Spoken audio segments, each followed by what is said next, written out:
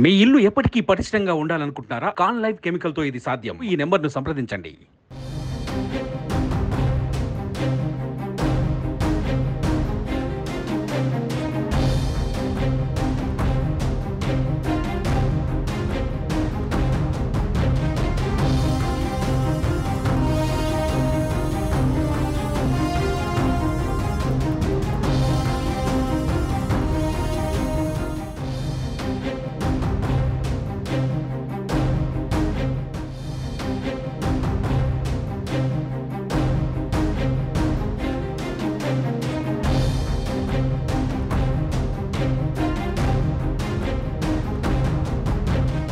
ఏపీలో సార్వత్రిక ఎన్నికలు రసవత్తరంగా సాగుతున్నాయి. కూటమిలో భాగంగా జనసేన ఇప్పటివరకు 19 అసెంబ్లీ స్థానాలకు అభ్యర్థులను ప్రకటించగా 2 సీట్లు పెండింగ్లో ఉన్నాయి.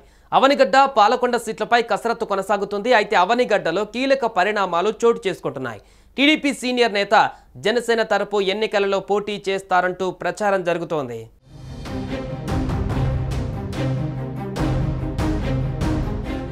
అవనిగడ్డ అసెంబ్లీ స్థానం రేసులో పలువురు పేర్లు వినిపిస్తున్నాయి. అవనిగడ్డ సీటును పొత్తులలో భాగంగా జనసేనకి కేటాయించగా ఆ పార్టీ నుంచి పోటీ చేసేందుకు ప్రముఖ పారిశ్రామికవేత్త విక్కుర్తి శ్రీనివాస్, జనసేన జిల్లా అధ్యక్షుడు బండ్రెడ్డి రామకృష్ణ, మచిలీపట్నం ఆర్కే మెస్ అధినేత బండి రామకృష్ణ, న్యాయవాది మతి వెంకటేశ్వరరావు, సీనియర్ రాజకీయవేత్త బచ్చు వెంకటనాథ్ తదితరులు ప్రయత్నాలు చేస్తున్నారు. కొద్ది రోజుల క్రితం జనసేన ఐవీఆర్ఎస్ సర్వే నిర్వహించగా అందులో విక్కుర్తి శ్రీనివాస్, బండి రామకృష్ణ, బండ్రెడ్డి రామకృష్ణల పేర్లు ఉదహరించగా వారిలో ఎవరో ఒకరికి జనసేన పార్టీ అభ్యర్థిత్వం ఖరారు అవుతుందని ఆ పార్టీ శ్రేణులు భావించాయి. అనూహ్యంగా టీడీపీ నేత మండలి బుద్ధప్రసాద్ పేరు తెరపైకి రావడంతో జనసేన సీటు ఎవరికి ఖరారు అవుతుందోనన్న విషయం ప్రధానంగా చర్చనీయాంశమైంది.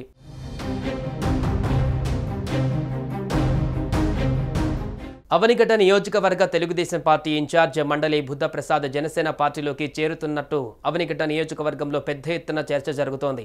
అవనిగడ్డ నుంచి 2009, 2014లో ఆయన ఎమ్మెల్యేగా ఎన్నికయ్యారు. గత తెలుగుదేశం ప్రభుత్వంలో బుద్ధప్రసాద్ ఉప సభాపతిగా పనిచేశారు. పార్టీ ఓటమి చెందిన అనంతరం అవనిగడ్డ నియోజకవర్గంలో ప్రజా సమస్యలపై ఆందోళనలలో ముందుంటారు. అవనిగడ్డ నియోజకవర్గంపై గట్టి పట్టు కూడా ఉంది. ఆయనకు టికెట్ ఇస్తేనే విజయావకాశాలు ఎక్కువ ఉంటాయని జనసేన పార్టీ భావించినట్టుగా తెలుస్తోంది. త్వరలోనే పవన్ కళ్యాణ్ సమక్షంలో మండలి బుద్ధప్రసాద్ టీడీపీ నుంచి జనసేనలో చేరనున్నారని సమాచారం. ఆయనకు అవనిగడ్డ సీటు ఇచ్చేందుకు అంగీకారం కుదరడంతో జనసేనలో చేరుతారని చెబుతున్నారు.